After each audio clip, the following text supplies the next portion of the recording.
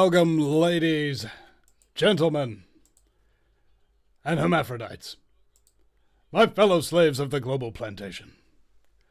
The Vinny Eastwood show is bad news. It's like the news, but worse. It's the lighter side of genocide. Just because we're being exterminated doesn't mean we can't enjoy it. Otherwise, what's the point of being killed? The Vinny Eastwood show, where the only thing worse than living in a high-tech global police state run by child trafficking satanists is Vinny's jokes. And I must seriously apologize for the jokes, ladies and gentlemen. They come thick. They come fast. Kind of like me. Now, the state of the truth movement. Can we quantify this? Can we look at how many people are involved? How many people have been there for a very long time? And think about the state of mind of the general people, not the ones who are doing radio shows and hosting websites and going out there and doing talks and things of that nature, but the people who go to those talks, the people who visit those websites, the people who listen to those radio shows. Is that growing? Is there a awakening of those people within that growing movement to go past the initial issue that awakened them?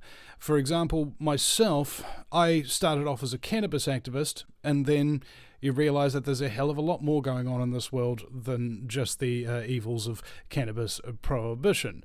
And so I left the cannabis movement, but still associate with them and that kind of thing, because they've got, one kernel of truth, and that is the state of the truth movement, I believe, is a lack of greater awareness that comes through 10,000 hours plus of personal research into a myriad of topics. That's how you can really begin to be qualified as awake, as it were.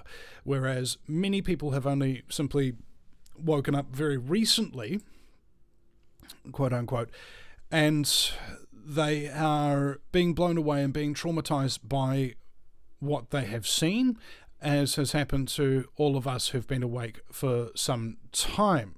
Now, in recent times, using the New Zealand context, and I think that very similar instances have happened worldwide, we've seen a systematic attack on the people who are the publishers of freedom and truth to a large degree. Now, this is not necessarily new, as Penny Bright, a famed activist of 40 years in New Zealand here, was running for Mayor of Auckland, and she was the third highest polling candidate, and they did a leaders debate, which they excluded her and had the next lowest candidate instead.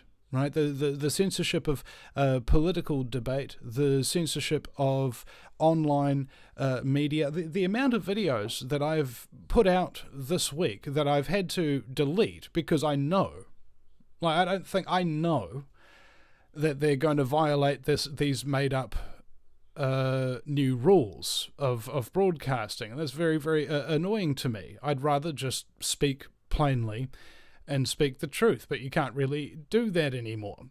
And those who are risking arrest. I've been arrested, and I don't really feel like doing that again. It doesn't actually do you really any good to be arrested, I don't think.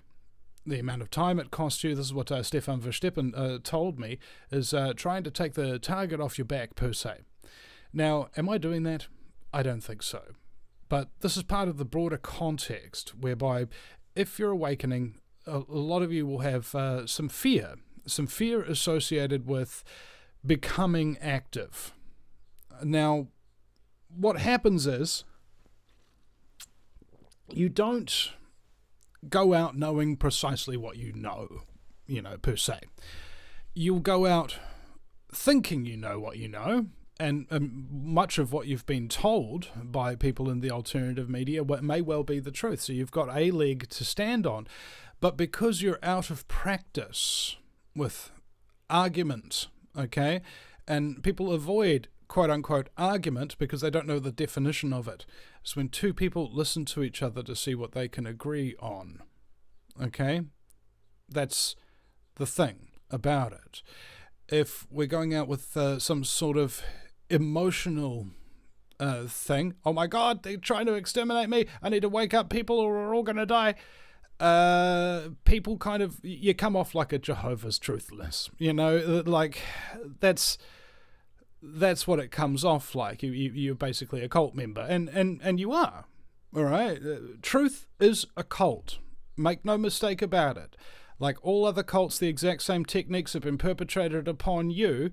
The difference being you voluntarily subjected yourself to them, okay? And you chose to do this by yourself. All cults offer the same kind of carrot at the end of the stick type of thing. You know, the carrot at the end of the stick for the truth cult is freedom, love, and truth, obviously. When you have all of those three things working in concert, you have a better life. Everybody has a better life. Everybody's more productive because there's less thieves around because they get shot. You know, that's how it was in the Old West. Everybody was packing. And the reason why people like Billy the Kid and Jesse James became so notorious is because they committed more than a crime before they got shot. Right? And if everybody's in that kind of mode, hey bro, there's some very, very simple rules to society here, and if you don't follow them, you're going to cause harm. And if we allow you to continue causing harm, there's no telling what that's going to turn into. It might turn into a government, it might turn into a police state, it might turn into a technocracy. And it is, because people don't go up in an unfriendly manner to the ones who are committing genocide upon them. It takes a lot of courage to do that.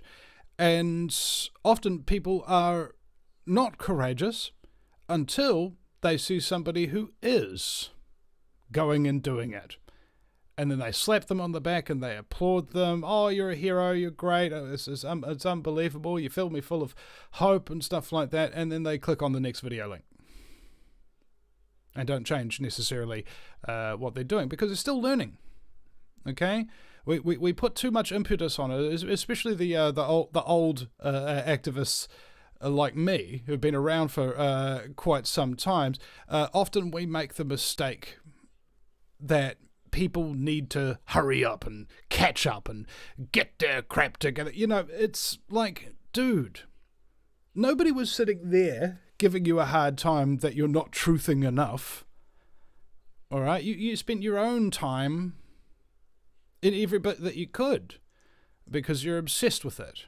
And you put yourself through cult indoctrination techniques. You isolated yourself. You traumatized yourself.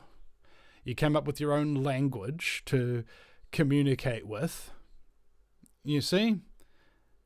You probably didn't eat very well during that time either. I think many of us don't recognize this fact. That, yeah, you're part of a cult, bro. Okay?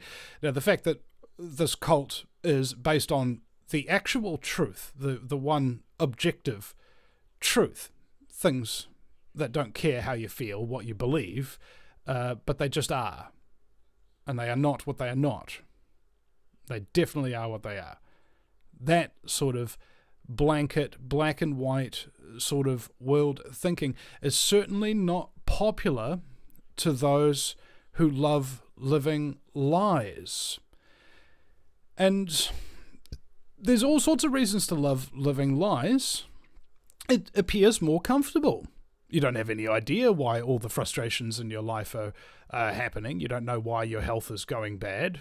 You don't know why you have to take medications to regulate your mood. You don't know why you can't sleep with a Wi-Fi router next to your head, and you don't know why you don't feel terribly motivated after you drink the tap water. You just live it, and you attempt to distract yourself from these terrible things that are happening to your mind, your body, and your soul on a daily basis through entertainment and a pursuit of happiness. I think happiness is not a goal here. I mean, let's seriously, you died on your deathbed, and somebody like President Andrew Jackson, who, when he died on his deathbed, he said, "I killed the bank." He prevented the private banking system from taking over America. That was his deathbed, right? That was what he thought he'd achieved in his life. That was truly grand and truly worth the existence of his life. He stopped a private banking cartel from taking over a country and enslaving all his people. All right? Somebody else might be on their deathbed and is just like, oh man, thank God I spent 10 to 25,000 hours watching Netflix. You know, thank God I spent so much time going to parties and getting wasted. Thank God I see. You see, all these things that make you happy, they're not the things that you're actually really proud of at the end of the day. These are things that you should do regularly. I'm not saying that you shouldn't do them, and I'm not saying that they're bad necessarily. What I'm saying is that shouldn't be the point of your life. You shouldn't go to work for somebody else, doing what they tell you to do, doing something that doesn't really inspire you creatively whatsoever, only to come back home in order to absorb somebody else's creative content in order to placate the fact that you are not creating things and bringing them into the world. All right? That's no way to live. That's a way to exist. All right? And it doesn't really bring true enjoyment. Enjoyment is not necessarily happiness. Somebody might enjoy playing a rugby game, but they get injured in the result of it. But does that distract or take away the fact that they actually enjoyed doing it? No, it doesn't. Just like the fact that us truthers, we enjoy having deep, meaningful conversations about things that are important and personal. Principally because the vast majority of people do not have conversations like this. And that means that they're boring. You get bored, don't you?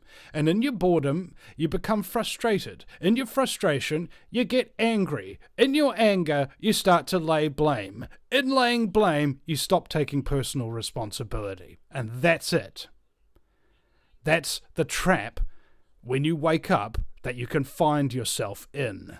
Blaming everybody else for all the problems in the world and not contributing to the solution yourself. You don't have to solve the world's problems. They're too big. But you can change yourself. You can change the way you look at things. You can change what you do. If you want to do a 1-hour radio show, that's a huge thing to do for some people, unless you have a very particular type of personality. Don't put too much pressure on yourself. You're learning. You're starting. Everybody, when they started driving a car, the stick shift and the clutch and the brake and the window wipers and the indicators and the road rules and all of this other kind of stuff, you were freaking out because you were in something that could frickin' kill you and the person that you're sitting with. And that is a natural thing when you're learning. We all screw up. We all do things incorrectly, and let's not poo-poo ourselves or use that as a justification to not keep going. There are 2 mistakes on the path to enlightenment, it is said. One is not starting. The other is not finishing. That's what we have to understand here when we're talking about the generalized state of the truth movement. Many people do not finish their path to enlightenment, principally because they don't have mentorship. Okay? When I started, what was the first thing I did before I actually really started doing anything? I went and I sought mentorship from Jonathan Eisen from Uncensored magazine, uncensored.co.nz, and he's been a lifelong friend, really. And finding people who've done it before and just talking with them, just helping them out here and there and what have you, that helps to train you for what it is you must do. I got mentored by Vapi Kupinga, who was the #1 rated talk radio show host in New Zealand. And she did that on Radio Wātea, urban Māori radio, and she had higher ratings than even the biggest talk radio shows in this country, because she was able to take all of these big, disparate, quote-unquote conspiratorial issues and relate it to Māori. That was what mentorship really teaches you. It teaches you the skills and the trades of successful people. Is this what you want to do? Then make contact with those people. Talk to them. Ask them questions. Ask them if they need help. Can I do this for you? Can I do that for you? That sort of thing. And most of the time you'll have a no as a result, because you're not ready yet. Okay? If somebody wants to take on an apprentice, that apprentice has to be ready. And it is said that when the student is ready, the master will appear. So cast off any notions that you might have that because of your age or your experience or your expertise or your knowledge or your skills, pretend for a moment that they don't really matter anymore, because you're now going into a completely different field. You're now changing your real core being, ostensibly. That which you thought you were was never real. Who you really are is something you have to discover for yourself. How many people do you hang around who think exactly like you or don't think at all? Right? What are your influences? What are your circles? Who are you meeting up with in real life? These are the things that stop truthers from committing suicide, actually. Yes. Because when you're isolated and persecuted, and believe me, you will be, if you aren't smart enough to keep your mouth shut around people who you know won't listen. Just touched on something there, didn't I? That's right. You can't keep your mouth shut when you're talking to people who you know won't listen. I'm not going to say that you're stupid. I'm saying that you're willful. Okay, you've got a good heart. You're trying to do the right thing, but you're doing something that doesn't work. Pearls before swine. It means don't talk to people who ain't listening. Sometimes you don't need a plan. David Icke told me he never had a plan. Never. About anything. Stuff just comes together because he's doing the right thing, because he's telling the truth. And the universe just goes, oh, okay. You're serious about this, aren't you? Here's this. Here's that. Right at the time you needed it. Exactly what it is that you needed. That's what it is to live by the rules of natural law, the rules of the universe. You don't need a budget. You don't need an accountant. You don't need any of those other things that everybody else is absolutely dependent on, because whatever happens, happens and will be sorted when you need it to. Okay? Everybody's got this sense of impatience and impending doom. There's not a overall sense of everything is happening as it should, and the only thing I need to worry about is what I'm doing right here, right now. Okay? Are you obtaining something that is worthwhile?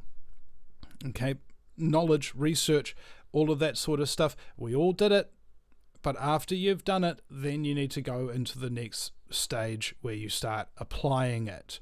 And after you've applied it for some time, once you're like, you can pull off a radio show at the drop of a hat, and you can do anything related to truth without really even thinking about it. That's when you know you're ready to start teaching. You know, it's like, dude, I've got some wisdom here. I've done a whole lot of things that I know you haven't done, and if you ever want to try doing them, you might want to think about listening to the people who've done them before. Right? Right? Sometimes that's very important. I think maybe if I'd more aggressively sought mentorship in the early days, I would have had a much better operation much quicker, and would have had a big team and things like that. But this is the part that is really important about this thing. Cult indoctrination is traumatic. Okay, when you're becoming indoctrinated into knowing the truth about all things, how dark they are and how wonderful they are too. It can be painful because the mind has trouble letting go. That cognitive dissonance is happening. The brain can't hold two contradictory beliefs. Oh, the government helps us with the roads and everything like that. The government means mind control and they're trying to exterminate you. The brain's unable to just sit there and take that. So it closes off and it goes into denial. Usually you start to have an aggressive response to this. Now, you'll see this in people who are truthers and non-truthers, depending on the subject matter. And my thoughts is that when this traumatic instance, whatever it is, happens to you, that thing that gives you the impetus, the thing that starts to make you question, you might have been sick for 6 months and not been able to get off of a bed, you might have been messed around by a criminal gang wearing uniforms, you might have been screwed over by a lawyer in the court system or a corrupt judge or something of that nature, or a politician might have had you arrested for trying to expose them. Whatever it is, at some point, I believe there's a very high correlation between traumatic incidents that occur to people that they're unable to get justice for at the hands of groups of people or organizations. That is where true trauma lies, that really motivates people to go to truth. But not everybody. Some of them just kill themselves because it's so horrible. I guarantee you, almost everybody who has come to the truth has been sad at some point, because that's part of the grief process. You are grieving. You are grieving for the loss of who you were. This image, who I was, who I could have been, what the things that I've gone and done, and the things that I've said, and what have you. And it's now I've got to throw them all away and start from scratch, because I didn't know who I was, didn't know what I was talking about, and now I want to. So that is where we are, psychologically speaking, sort of in a generalized malaise. And the truth movement and the people who want to, shall we say, play more active frontline roles. There's backline roles and frontline roles. The backline roles are the people who are sharing out the links and donating money and having conversations with people online, making mentions, word of mouth, and providing in wartime it would be the people who are setting up the camp so that the guys on the front line have somewhere to go back to afterwards so that they can survive more than one battle. Right? Never underestimate the importance of the backline crew. They are the essential element behind the success of any war effort. Just as essential as the frontline crew, just as essential as high command with strategy. Okay? Not tactics. strategy. Here's why it might be very difficult for people to adopt strategy and to form groups. It's because all of us got traumatized by groups and organizations. So the second we try to become part of one or form one ourselves, it's triggering.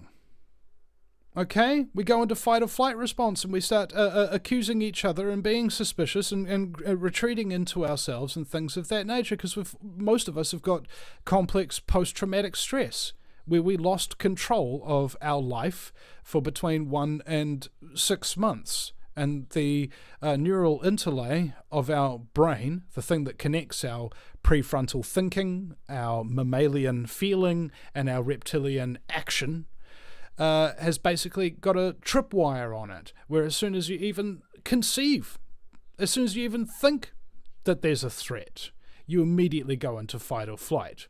That's why you see these truthers getting really angry about everything and can't seem to have a calm conversation with somebody who disagrees with them, because they're so full of trauma that they adopt what's called transference.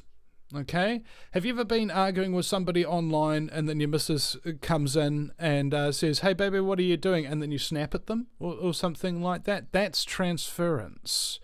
Your body is feeling angry, and the next thing that happens, that anger will come out, right? So we're dealing with that aspect. This is why there's a lot of infighting, a lot of fracturing, and a lot of divide and conquer techniques that are used so magnificently upon the truth movement of New Zealand and the world. We far too often will be critical of each other. Somebody does a great news story and they blow a massive big hole in the side of the establishment's keel. And unfortunately, though, it doesn't sink the ship. So everybody says, "Oh, bro, you should have aimed higher, or you should have aimed lower, or you should have aimed more to the left, or more to the right." You know, it's just like, dude, they took a shot. Okay? And what you have to do when somebody gets any victory, no matter how small, is celebrate it. Okay? You have to, because you're in a war. Make no freaking mistake. And the most important thing about war is keeping morale high. You have to keep people happy. You have to keep people thirsting for victory. You have to keep people partying. You have to keep people joking. You have to keep people talking. You have to keep people enjoying their life while they are at war. Otherwise, they lose sight of what they're fighting for. You understand? If you are not partying with other truthers regularly whenever a great thing happens, that is a disservice to the war effort. You get it? Because otherwise, every little success that you have goes unnoted. And the only time when anybody's getting together is when there's something really bad happening that we need to do something about. That's depressing. We just did something about this. Let's have a party. You see? That's how you win a war, by keeping people's spirits high. All right? Celebration. Music. Dancing. It's like on V for Vendetta, a revolution without dancing is a revolution not worth having. Why is that? It just, again, have to reiterate. Why do you want the truth? Why do you want love? Why do you want freedom? Because it's orderly. Okay? If you love somebody, you're probably not going to just straight up randomly frickin' murder them. If you are always truthful, the chances that you're full of crap are extraordinarily low. And if you've got your freedom, You have the ability to prevent anybody from taking it, ostensibly. All works in a perfect little circle. The truth has to come first, because you can't have love unless you've got truth, and you can't have freedom unless you've got love. This tolerance of each other is something that's very lacking, I believe, in the truth movement. Let's say we were in a Dungeons and Dragons game or something of that nature, where you have these characters that people play, and they are like a level 65 wizard versus a level 1 ranger, or whatever you might think. That's not a terribly bad analogy from how most of us differentiate ourselves from the other. Some of us are very powerful magi, and some of us are incredible hunters. Some of us are massive beasts in combat, and so on and so forth. All of these different skills and talents and techniques that we bring to the table need to be valued, need to be integrated, and I think part of the greater whole, because this world will suck the life out of you by making you think that your own little contribution is insignificant. It isn't. Everything that you contribute to in a positive way, I can assure you, is quite significant. So significant that you might never even find out how big an effect you've had. That thing that you said to that guy at that bar, the thing that you showed the person at the park, that thing that you talked to that person about online, unbeknownst to you, and this might have happened hundreds or even thousands of times to you, there's a significant portion that not just you, but somebody else and another person at different times in this person's life have come and said something incredibly similar to what you're saying, which will enable them to take that information on board. If you come and tell somebody 9/11's an inside job when they were all for the war on terror, they'll tell you, F off, you're a conspiracy theorist. But if you are the first of 7 people from 7 different times in this person's life, from 7 different social circles, who came up and tell them 9/11 was an inside job, they'll consider changing their strongly held belief. It's what I call the 7th man principle. Now, how that works in practicality is kind of like in sales. If you've got an emotional need for somebody to buy what you're selling, you'll sound a little bit more desperate, won't you? But if you're relaxed and you understand that this person has a choice now whether or not they're talking to you, and they have a choice now whether or not they want to live or die as a result of how they interact with you, and that's their choice and it's not your responsibility, you're a lot more relaxed, because on the one hand, mate, we could have a really great conversation and I could save your life with the information that I've got. I could help save people that you know as well as you pass that information on to them. Or you could be in a point where you completely ignore everything that I say, and either somebody else will wake you up later or you're going to die. And that's not my problem. All right? You've made your choice. And I'm quite happy with the choice that I've made. Principally because I thought about this the other day. Could I sit there and placate myself for the rest of my life? Let's say it's illegal to say what I'm saying, do what I'm doing, and what have you. And it's curbed my behaviours significantly at this point, because I, frankly, don't like the whole idea of getting arrested or going to jail. It's very traumatising for me. But that aside, let's say you're just in everyday conversation and you can't say what you think. That will drive you crazy. All right, you'll get so angry and so depressed that you won't be able to have a normal, a quote-unquote normal conversation with somebody anymore. You're going to self-isolate, and maybe that'll be the end of you. So how can we have an ordinary conversation with somebody?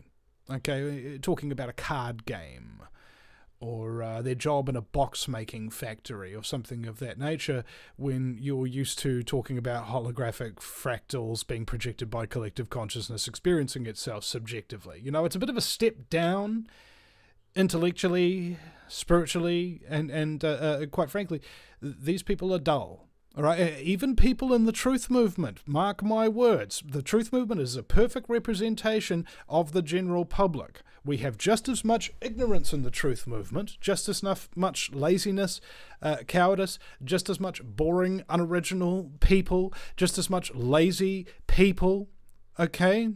Just because somebody woke up to the truth didn't mean they did the shadow work and changed who they are. They're still who they are if they haven't done that work. And that work is very, very difficult. That's why the vast majority of people do not do it. And that's generally why the vast majority of people you will consider not worth your time. The conversations aren't stimulating enough. You're not accomplishing enough during that conversation. How much time do you really want to talk to somebody who's talking about something that is completely uninteresting to you? You see, time is the only thing that they ain't making any more of. This is your life, and it's ending 1 minute at a time.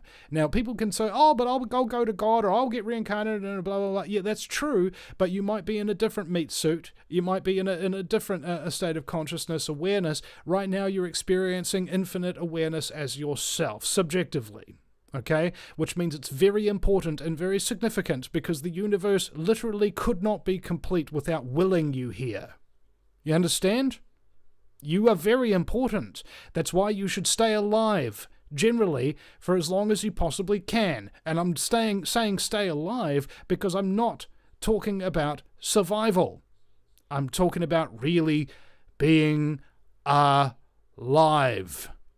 Most people don't even know what being alive even means, because they have never used their life before in any real significant manner that puts them in touch with the majesty and the significance of higher powers beyond your own. This life is very, very important as part of the whole, as part of the one. The one would not be complete without it. So don't throw your life away. Don't throw your time away. Don't make excuses, oh, everybody's going to die someday, and then just keep drinking energy drinks. You know, bro, come on. The healthier you are, the clearer you can think. And I've had to experience this really firsthand quite significantly, because I have not been taking care of my health for virtually my entire life. I'm going to be 39 before the end of the year, and my health is really in the crapper, as it were, because I haven't been practicing these techniques of self-care, because I operated under the false belief that the New World Order would kill me off before I would start to suffer any health problems that would really significantly affect me. And that's not true. If you're not healthy and your liver is off, you become apathetic, right? And a lot of people have liver problems and are incredibly apathetic. And that's because sugar, carbs, alcohol, cigarettes, artificial sweeteners, Wi-Fi radiation, and these things affect the liver. And the first thing you notice when your liver is affected by something in a real bad way is you become apathetic. All right? You just don't care. And those things that I listed are the socially engineered virtues of society. Everybody does them.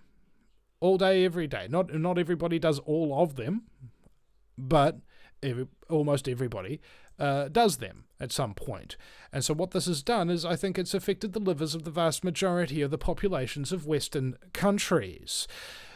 I believe this could have been done deliberately, because the New World Order knew that if everybody was apathetic, they'd be able to do anything they want to them and not have anybody resist. So the thought is occurring to me that, you know what, maybe we really do need to clean out, like really detox, get all of this crap out of our systems, and see what changes. See how we think about things differently. Like if we don't like how things are, if it's not doing it for us, if we're not feeling terribly motivated and joyous. You remember that time, you might have had a time in your life where you actually really did feel full of energy, where you really did feel inspired, where you did work really, really hard and could get up the next day and do it again because you were so happy to do it. Imagine if that was all day, every day, for the rest of your life. Imagine if you were that healthy, that motivated, and that happy and so full of joy that no matter how hard you had it, you were still going hard. You know? You barely even need time to stop or recover. That would be immensely awesome. And I think that a significant amount of people would benefit from things like naturopathic care from holdenhealthcare.com. Helped me quite significantly. And this other element here, when you're waking up and you're going through this grief process and this trauma process and the triggering that happens when you try to organise with other groups of people, and the lack of celebration when good things happen and what have you, these are all bad truth movement habits that are really, really talked about, because everybody thinks, incorrectly mind you, that information changes people's minds. No, it doesn't. Emotion changes people's minds. That's why there's virtually nobody in the truth movement that I've met. In fact, I haven't met one yet who came to the truth without trauma. Okay? It's that pain that motivates you. Now, there's two motivations from pain. Number one, you can become a politician and think that because I experienced pain, then now you can experience pain, and I won't feel bad about being the one that caused it to you because somebody did it to me. It's totally justified. And the other is the activist mentality, which says, I've been hurt and I've been caused untold pain, and I know exactly what that's like now because I experienced it firsthand, and I know for a fact that this is happening to other people, and it will happen to many more unless it is stopped. And I can't stop it by myself, but I'm going to try and do what I can by myself to make that situation a little bit better.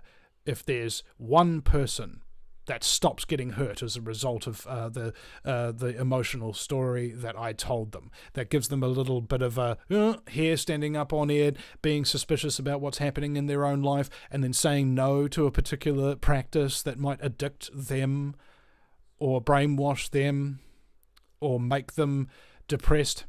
You see, that's the whole significant point upon it, because we're up against, I was asked one time, Vinny, what are we actually really up against here? Is it the Jews? Is it the aliens? Is it the Rothschilds? Is it the Rockefellers? Is it the Freemasons? Is it the Satanists? And I was just like, yes. Now, but the point is that you know what is happening regardless.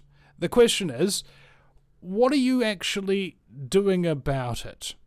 Okay? What are you really up against? You're up against the forces of anti-life. All right? If you really had to sum up the entire agenda that is facing mankind, it has probably faced it since our inception. We were hatched in the Anunnaki labs, according to some sources, is the forces of life versus the forces of anti-life. Life wants to grow. Life wants to learn. Life wants to interact. Life wants to experience. Anti-life wants you to slow down, wants you to die, wants you to shut yourself off. So, any practice, therefore, that is in the service of life is automatically against the forces of anti-life.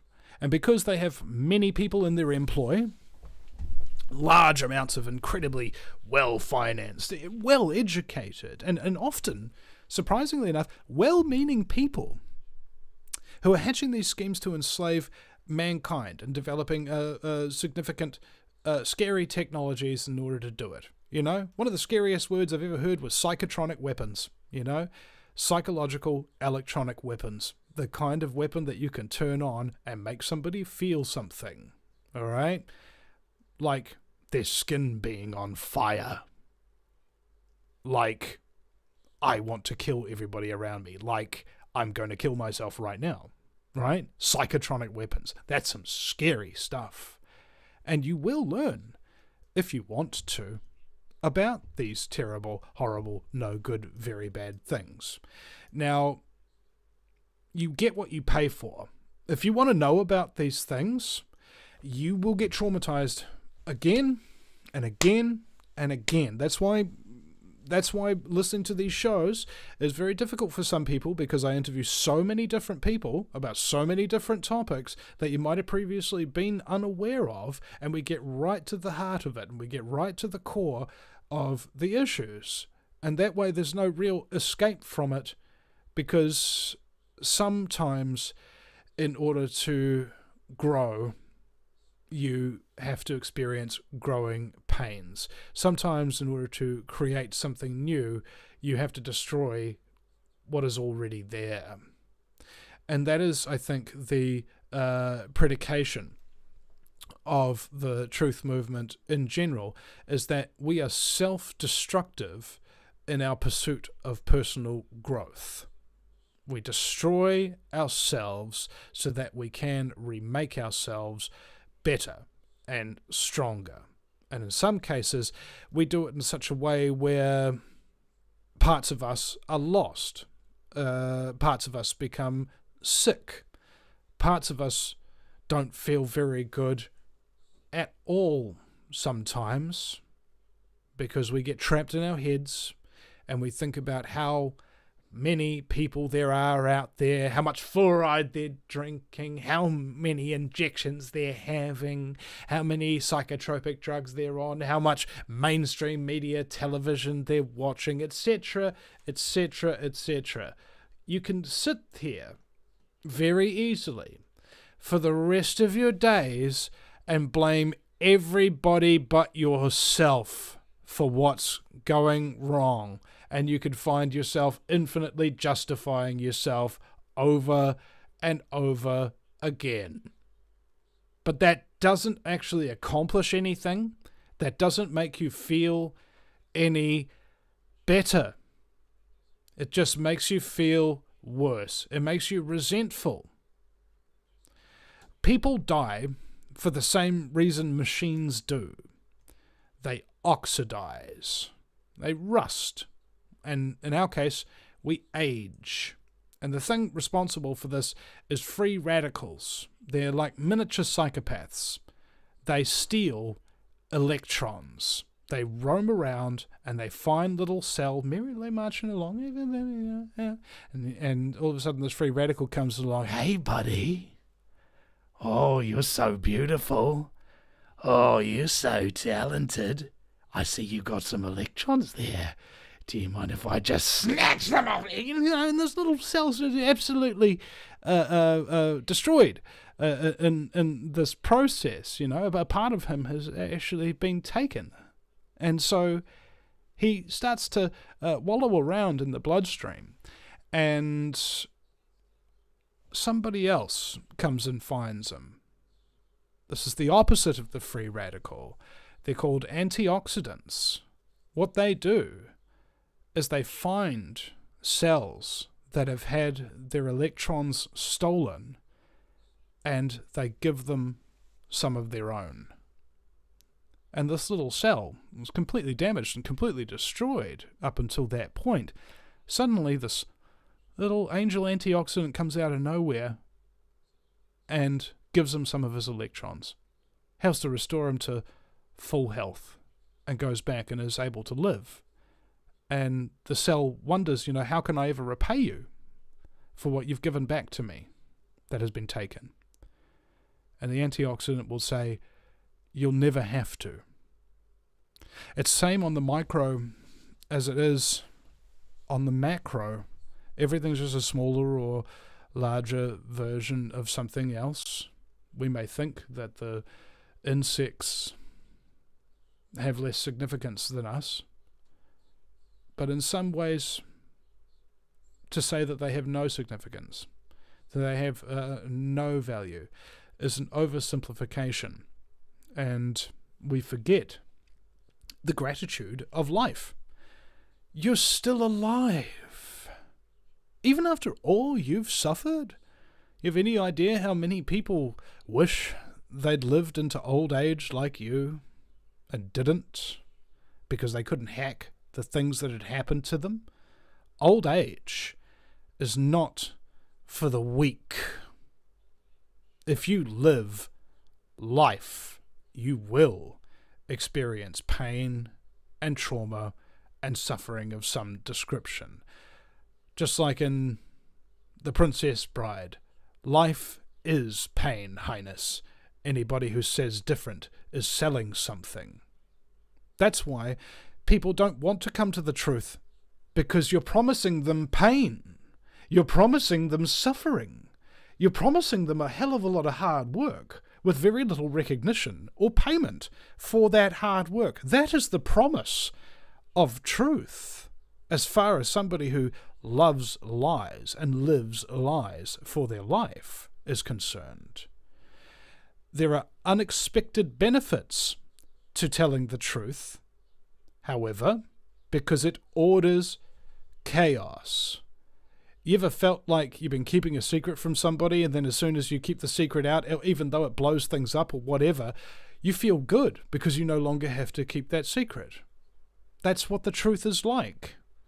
Everybody's actually secretly in pain all the time because they're living lies. Lies that they tell themselves, lies that other people tell them that they believe, and the truth is the thing to order that chaos. The chaos that we feel inside us is the only thing. And people might say that there could be other methodologies of achieving eternal peace without truth, Vinny. And it's like, no, there isn't. Okay? It's unfortunate that this is how the world is. If you don't like pain, if you don't like suffering as a means of obtaining enlightenment, as a mean of fulfilling purpose, if you don't want enlightenment and you don't have a purpose, what value does your life here in this infinite universe? What value does it have? Okay? And that is why you are encouraged to not wake up. That's why you are threatened. That's why you are ridiculed. That's why you are hated. That's why you are mocked. That's why you get fired. That's why you have your things taken off you. That's why you get assaulted. Because you are being assaulted and attacked and violated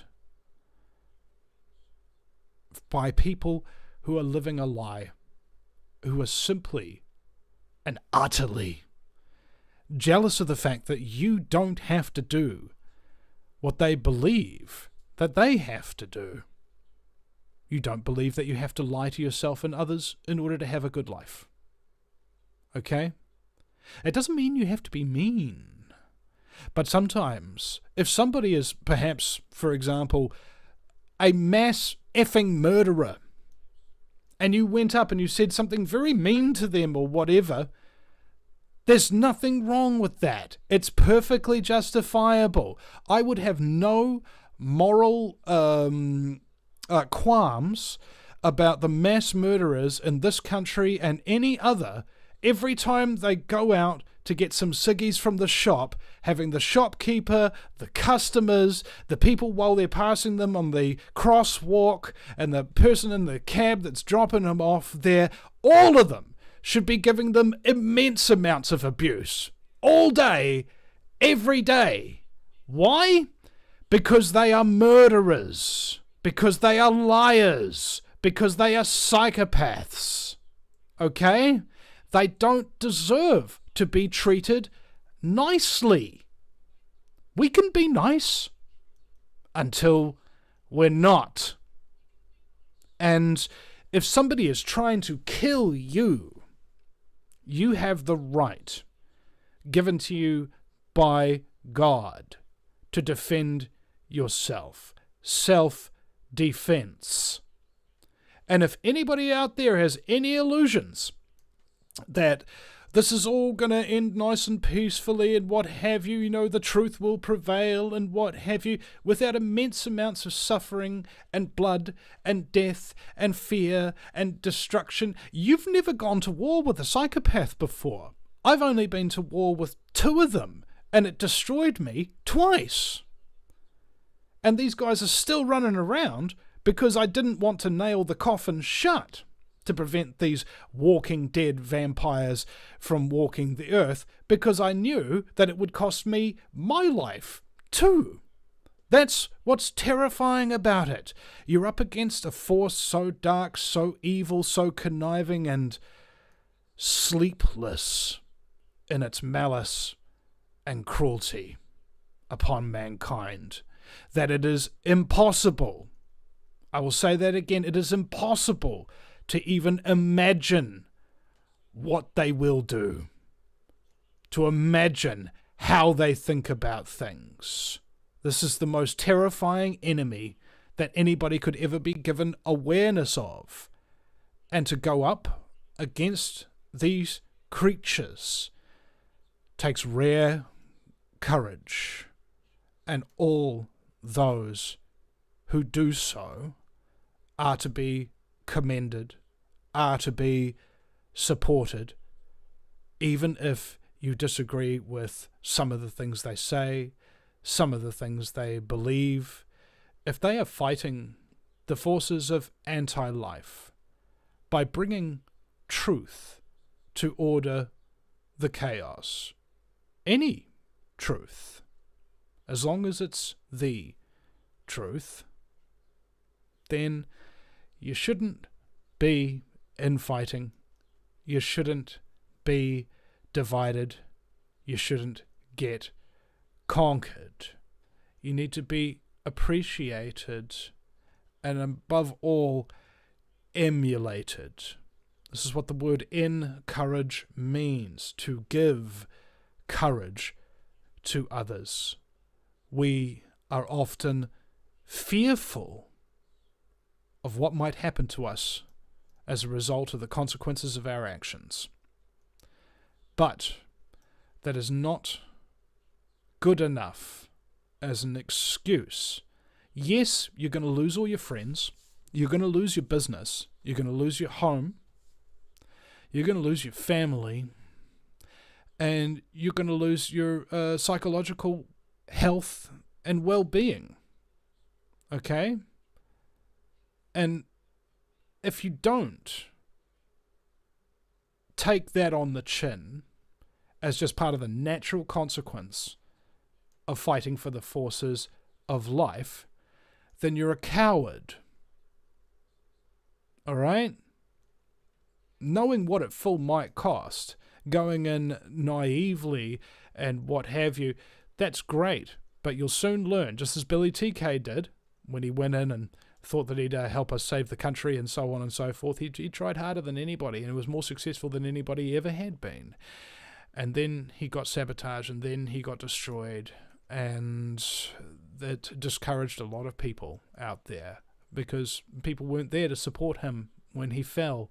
People weren't there to support me when I fell as well. And that is a great disservice to the country, really, to mankind's consciousness, because it gives us an impression of where we currently are.